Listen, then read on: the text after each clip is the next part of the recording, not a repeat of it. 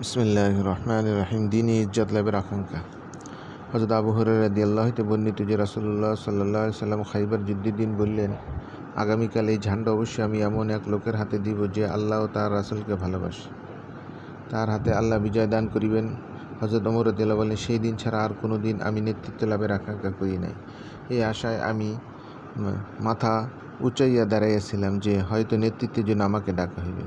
কিন্তু রাসূলুল্লাহ সাল্লাল্লাহু আলাইহি সাল্লাম আলী বিন আবু তালিব রাদিয়াল্লাহু ডাকিলেন, ঝান্ডা তার হাতে দিয়া বললেন, অগ্রসর হও এবং আল্লাহ তোমাকে বিজয় দান করিবার পূর্বে কোনো দিকে তাকাইও না।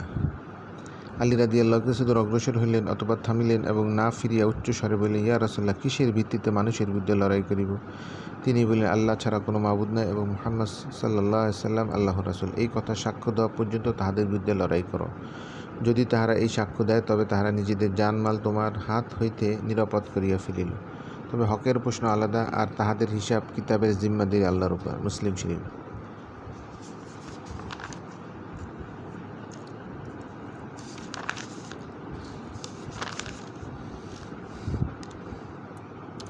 হযরত আবু হুরায়রা রাদিয়াল্লাহু হতে বর্ণিত রাসূলুল্লাহ সাল্লাল্লাহু আলাইহি সাল্লাম বলিয়াছেন, আল্লাহ তাআলা ইরশাদ করেন, যে ব্যক্তি আমার ওলির সহিত শত্রুতা পোষণ করে তাহার বিরুদ্ধে আমি যুদ্ধ ঘোষণা করি।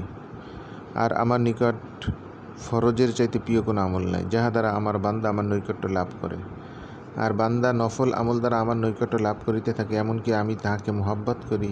আর আমি যখন তাহাকে মহব্বত করি তখন তাহার কান হইয়া যায়, যাহা দ্বারা সে শুনে, এবং তাহার চক্ষু হয়ে যায়, যাহা দ্বারা সে দেখে, এবং তাহার হাত হইয়া যায়, যাহা দ্বারা সে ধরে, এবং তাহার পা হইয়া যায়, যাহা দ্বারা সে হাঁটে। সে যদি আমার নিকট কিছু প্রার্থনা করে তো অবশ্যই আমি তাহাকে দান করিব, আর যদি সে আমার নিকট আশ্রয় প্রার্থনা করে তবে অবশ্যই তাহাকে আমি আশ্রয় দান করিব। বুখারী শরীফ। হযরত আনাস রাদিয়াল্লাহু নবী করিম সাল্লাল্লাহু আলাইহি ওয়াসাল্লাম হইতে বর্ণনা করেন, আর তিনি আপন প্রতিপালক আল্লাহ রাব্বুল আলামিন হইতে বর্ণনা করেন, আল্লাহ বলেন, বান্দা যখন আমার দিকে এক বিঘত অগ্রসর হয় তখন আমি তাহার দিকে এক হাত অগ্রসর হই। যখন সে আমার দিকে এক হাত অগ্রসর হয় তখন আমি তাহার দিকে দুই হাত অগ্রসর হই। আর বান্দা যখন আমার দিকে হাঁটিয়া আসে তখন তাহার দিকে দৌড়াইয়া যাই। বুখারী শরীফ।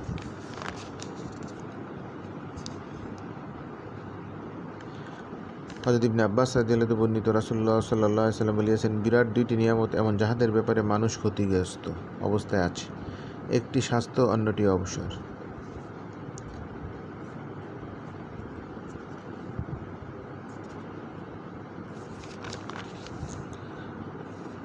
হযরত আয়েশা রাদিয়াল্লাহু আনহা বর্ণিত যে নবী করিম সাল্লাল্লাহু আলাইহি ওয়াসাল্লাম রাত্রের কিয়দাংশে নামাজে দাঁড়াইতেন, এমনকি তাহার কদম মোবারক ফুলিয়া যেত।